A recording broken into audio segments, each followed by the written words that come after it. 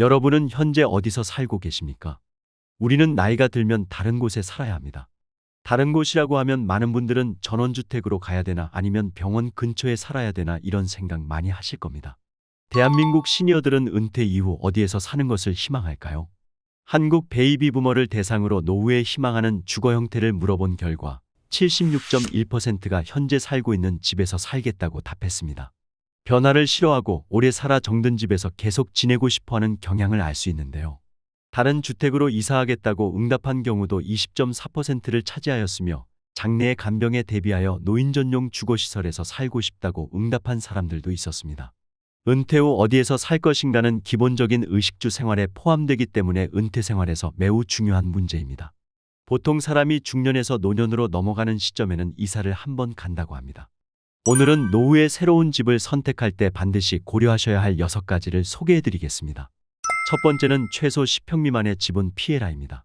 실제로 60대 이후에는 자녀들을 모두 출가시키고 부부 또는 혼자 사는 시니어들이 많습니다. 이때 무조건 작은 집으로 가야겠다는 생각에 10평 미만의 집을 선택하는 경우도 있는데요. 보통 정부에서 지원하는 실버 임대주택의 경우에도 전용 8평에서 10평 정도가 많고 오피스텔의 경우에도 10평이 채 안 되는 곳이 많습니다. 하지만 나이가 들면 너무 좁은 집에는 살 수 없습니다. 여기서 좁은 집이라고 하는 것은 10평 미만을 이야기하는 것인데요. 10평이라는 것이 사람이 자기가 원하는 물건을 놓고 정신적 안정감을 추구하기에 최소 조건이며 흔히 말하는 복지적 공간이라고도 합니다. 그래서 노후에 가장 좋은 주거 형태는 18에서 20평대의 소형 평수이면서 쇼핑, 의료, 취미, 오락, 친교까지 모두 가까운 거리에서 해결할 수 있는 주거 형태가 가장 좋습니다. 두 번째는 복지관 근처로 가라입니다. 우리나라의 집은 학군에 따라서 집값이 결정되는데 반해 초고령 사회인 일본은 복지관 근처 집값이 굉장히 비싸다고 합니다.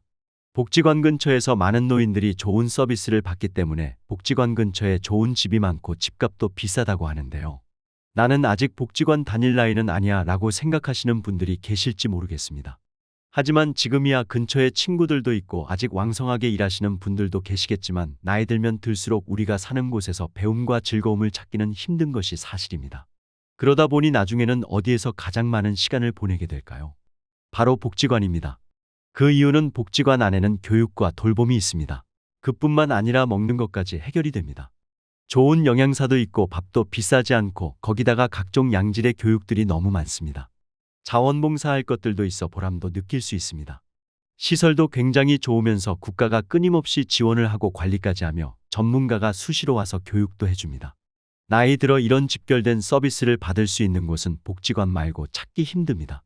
물론 돈이 많은 분들은 어디서 배우든 어디서 먹든 부족함이 없겠지만 우리는 그런 돈이 없습니다. 특히 요즘같이 물가가 높을 때는 문 밖을 나가기가 무서울 정도입니다. 무엇을 배워보고 싶어도 돈 걱정부터 앞서게 되는데 이럴 때 복지관이 대안이 될 수 있습니다. 그래서 노후에는 내가 즐길 수 있고 친구도 만날 수 있는 복지관 근처에 사는 것이 좋습니다.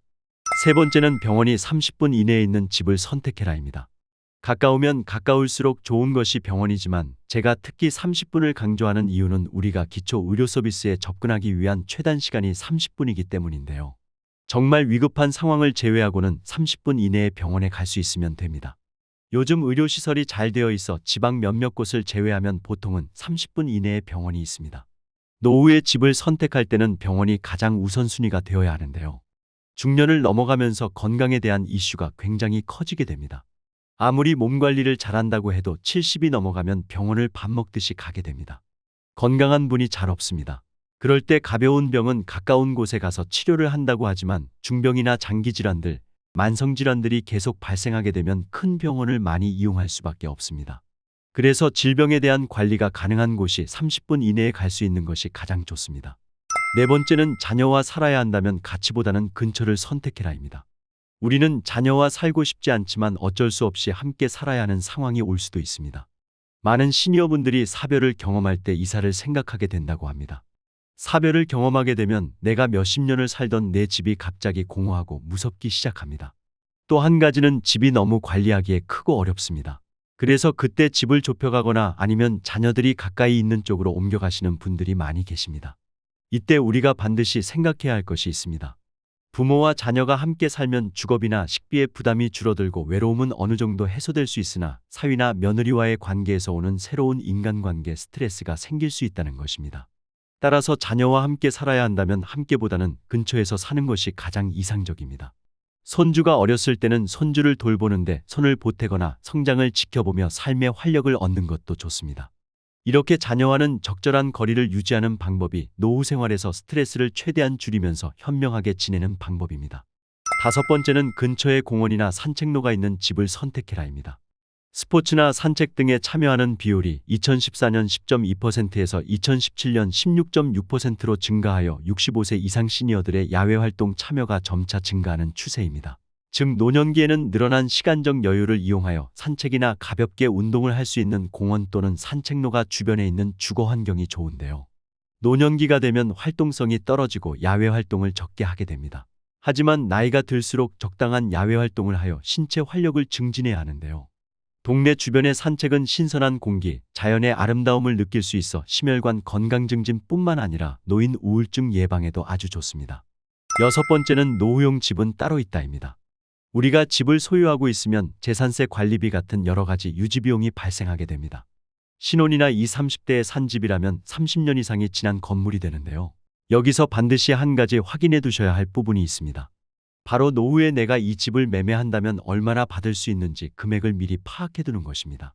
내가 거동이 불편해져 돌봄시설이나 병원에 가야 할 때 그 비용을 집을 판 돈으로 충당할 가능성이 크기 때문입니다.